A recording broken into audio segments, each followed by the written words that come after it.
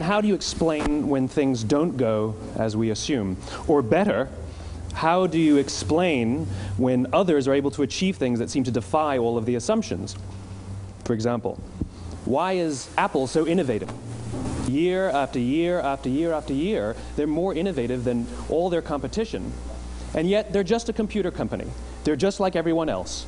They have the same access to the same talent, the same agencies, the same consultants, the same media. Then why is it that they seem to have something different? Why is it that Martin Luther King led the civil rights movement? He wasn't the only man who suffered in a pre-civil rights America, and he certainly wasn't the only great orator of the day. Why him? And why is it that the Wright brothers were able to figure out controlled powered manned flight when there were certainly other teams who were better qualified, better funded, and they didn't achieve powered manned flight, and the Wright brothers beat them to it? There's something else at play here. About 3.5 years ago, I made a discovery, and this discovery profoundly changed my view on how I thought the world worked, and it even profoundly changed the way in which I operate in it. As it turns out, there's a pattern. As it turns out, all the great and inspiring leaders and organizations in the world, whether it's Apple or Martin Luther King or the Wright brothers, they all think, act, and communicate the exact same way, and it's the complete opposite to everyone else. All I did was codify it. And it's probably the world's simplest idea. I call it the golden circle.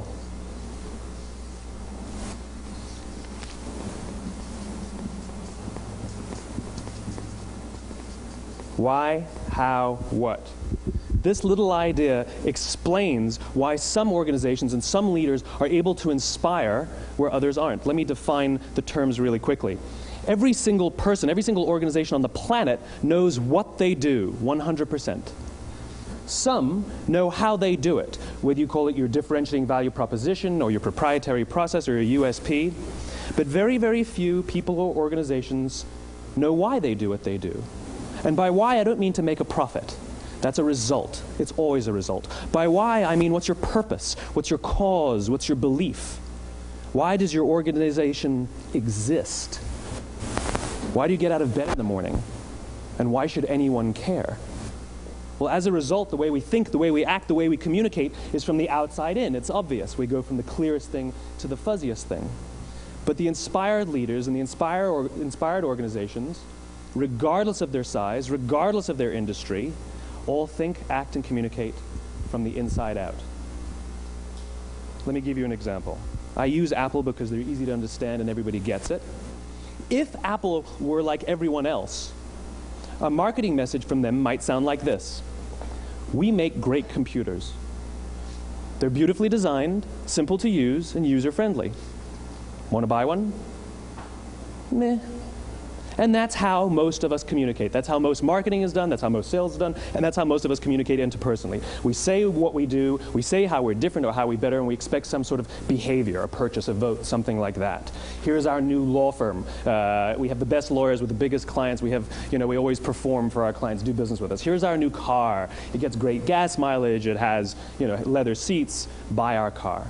But it's uninspiring. Here's how Apple actually communicates. Everything we do, we believe in challenging the status quo. We believe in thinking differently. The way we challenge the status quo is by making our products beautifully designed, simple to use, and user-friendly. We just happen to make great computers. Want to buy one? Totally different, right? You're ready to buy a computer from me. All I did was reverse the order of the information. What it proves to us is that people don't buy what you do, people buy why you do it. People don't buy what you do, they buy why you do it. This explains why every single person in this room is perfectly comfortable buying a computer from Apple. But we're also perfectly comfortable buying an MP3 player from Apple, or a phone from Apple, or a DVR from Apple. But as I said before, Apple's just a computer company. There's nothing that distinguishes them structurally from any of their competitors. Their competitors are all equally qualified to make all of these products. In fact, they tried. A few years ago, Gateway came out with flat-screen TVs. They're eminently qualified to make flat-screen TVs. They've been making flat-screen monitors for years. Nobody bought one. And Dell came out with MP3 players and PDAs. And they make great quality products, and they can make perfectly well-designed products, and nobody bought one. In fact, talking about it now, we can't even imagine buying an MP3 player from Dell. Why would you buy an MP3 player from a computer company? But we do it every day. People don't buy what you do, they buy why you do it. The goal is not to do business with everybody who needs what you have. The goal is to do business with people who believe what you believe. Here's the best part. None of what I'm telling you is my opinion. It's all grounded in the tenets of biology, not psychology, biology. If you look at a cross-section of the human brain, looking from the top down, what you see is the human brain is actually broken into three major components that correlate perfectly with the golden circle. Our newest brain, our Homo sapien brain, our neocortex, corresponds with the what level. The neocortex is responsible for all of our rational and analytical thought and language. The middle two sections make up our limbic brains, and our limbic brains are responsible for all of our feelings, like trust and loyalty. It's also responsible for all human behavior, all decision-making, and it has no capacity for language. In other words, when we communicate from the outside in, yes, people can understand vast amounts of complicated information like features and benefits and facts and figures. It just doesn't drive behavior. When we communicate from the inside out, we're talking directly to the part of the brain that controls behavior, and then we allow people to rationalize it with the tangible things we say and do. This is where gut decisions come from. You know, sometimes you can give somebody all the facts and your figures, and they say, I know what all the facts and details say, but it just doesn't feel right. Why would we use that verb? It doesn't feel right. Because the part of the brain that controls decision-making doesn't control language. And the best we can muster up is, I don't know, it just doesn't feel right. Or sometimes you say you're leading with your heart or you're leading with your soul. Well, I hate to break it to you, those aren't other body parts controlling your behavior. It's all happening here in your limbic brain, the part of the brain that controls decision-making and not language. But if you don't know why you do what you do, and people respond to why you do what you do, then how will you ever get people to vote for you or buy something from you, or more importantly, be loyal and want to be a part of what it is that you do? Again, the goal is not just to sell people who need what you have. The goal is to sell to people who believe what you believe. The goal is not just to hire people who need a job. It's to hire people who believe what you believe. I always say that, you know, there's, if you hire people just because they can do a job, they'll work for your money. But if you hire people who believe what you believe, they work for you with blood and sweat and tears. And nowhere else is there a better example of this than with the Wright brothers. Most people don't know about Samuel Pierpont Langley. And back in the early 20th century, the pursuit of powered man flight was like the dot-com of the day. Everybody was trying it. And Samuel Pierpont Langley had what we assume to be the recipe for success. I mean, even now, you ask people, why did your product or why did your company fail? And people always give you the same permutation of the same three things. Undercapitalized, the wrong people, bad market conditions. It's always the same three things. So let's explore that. Samuel Pierpont Langley was given $50,000 by the War Department to figure out this flying machine. Money was no problem. He held a seat at Harvard and worked at the Smithsonian and was extremely well connected. He knew all the big minds of the day. He hired the best minds money could find, and the market conditions were fantastic. The New York Times followed him around everywhere, and everyone was rooting for Langley. And how come we've never heard of Samuel Pierpont Langley? A few hundred miles away in Dayton, Ohio, Orville and Wilbur Wright. They had none of what we consider to be the recipe for success. They had no money. They paid for their dream with the proceeds from their bicycle shop. Not a single person on the Wright brothers' team had a college education, not even Orville or Wilbur. And the New York Times followed them around nowhere. The difference was Orville and Wilbur were driven by a cause, by a purpose, by a belief. They believed that if they could figure out this flying machine, it'll change the course of the world. Samuel Pierpont Langley was different. He wanted to be rich, and he wanted to be famous. He was in pursuit of the result. He was in pursuit of the riches. And lo and behold, look what happened. The people who believed in the Wright brothers' dream worked with them with blood and sweat and tears. The others just worked for the paycheck. And they tell stories of how every time the Wright brothers went out, they would have to take 5 sets of parts because that's how many times they would crash before they came in for supper. And eventually, on December 17th, 1903, the Wright brothers took flight. And no one was there to even experience it. We found out about it a few days later. And further proof that Langley was motivated by the wrong thing, the day the Wright brothers took flight, he quit. He could have said, "That's an amazing discovery, guys. Now we'll improve upon your technology." But he didn't. He wasn't first. He didn't get rich. He didn't get famous. So he quit. People don't buy what you do, they buy why you do it. And if you talk about what you believe, you will attract those who believe what you believe. Well, why is it important to attract those who believe what you believe? Something called the law of diffusion of innovation. And if you don't know the law, you definitely know the terminology. The first 2.5% of our population are our innovators. The next 13.5% of our population are our early adopters. The next 34% are your early majority, your late majority, and your laggards. The only reason these people buy touch-tone phones is because you can't buy rotary phones anymore. We all sit at various places at various times on the scale, but what the law of diffusion of innovation tells us is that if you want mass market success or mass market acceptance of an idea, you cannot have it until you achieve this tipping point between 15 and 18% market penetration, and then the system tips. And I love asking businesses, what's your conversion on new business? And they love to tell you, oh, it's about 10%, proudly. Well, you can trip over 10% of the customers. We all have about 10% who just get it. That's how we describe them, right? That's like that gut feeling, oh, they just get it. The problem is, how do you find the ones that just get it before you're doing business with them versus the ones who don't get it? So it's this here, this little gap, that you have to close, as Geoffrey Moore calls it, crossing the chasm. Because you see, the early majority will not try something until someone else has tried it first. And these guys, the innovators and the early adopters, they're comfortable making those gut decisions. They're more comfortable making those intuitive decisions that are driven by what they believe about the world, and not just what product is available.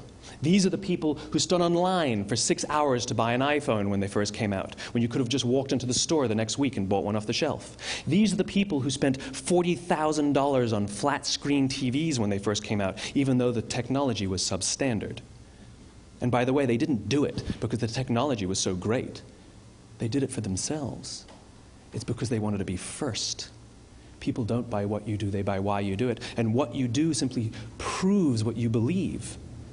In fact, people will do the things that prove what they believe. The reason that person bought the iPhone in the first 6 hours, or stood in line for 6 hours, was because of what they believed about the world and how they wanted everybody to see them. They were first. People don't buy what you do, they buy why you do it. So let me give you a famous example, a famous failure and a famous success of the law of diffusion of innovation. First, the famous failure. It's a commercial example. As we said before a second ago, the recipe for success is money and the right people and the right marketing conditions, right? You should have success then. Look at TiVo.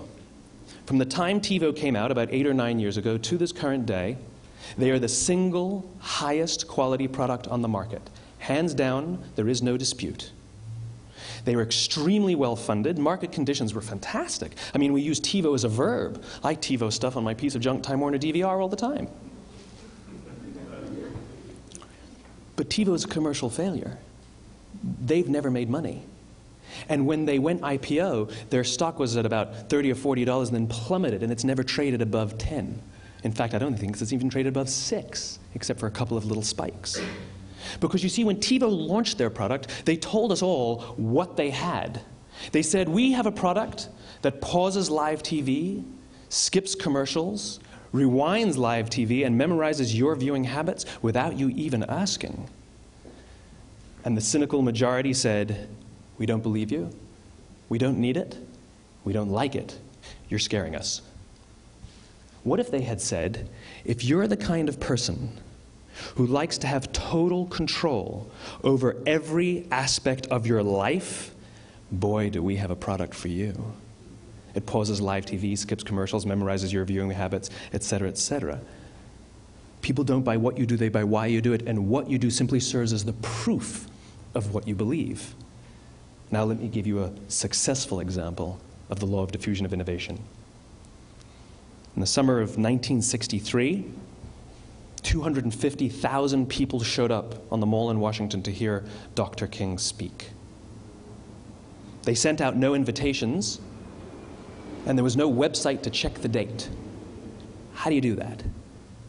Well, Dr. King wasn't the only man in America who was a great orator. He wasn't the only man in America who suffered in a pre-civil rights America. In fact, some of his ideas were bad. But he had a gift. He didn't go around telling people what needed to change in America. He went around and told people what he believed. I believe, I believe, I believe, he told people.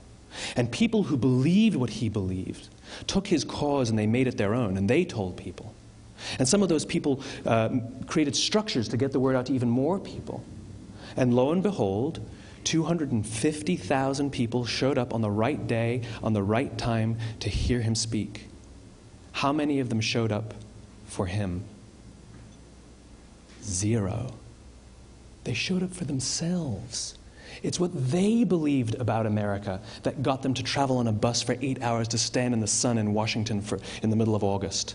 It's what they believed. And it wasn't about black versus white. 25% of the audience was white. Dr. King believed that there are 2 types of laws in this world, those that are made by a higher authority and those that are made by man. And not until all the laws that are made by man are consistent with the laws that are made by the higher authority will we live in a just world.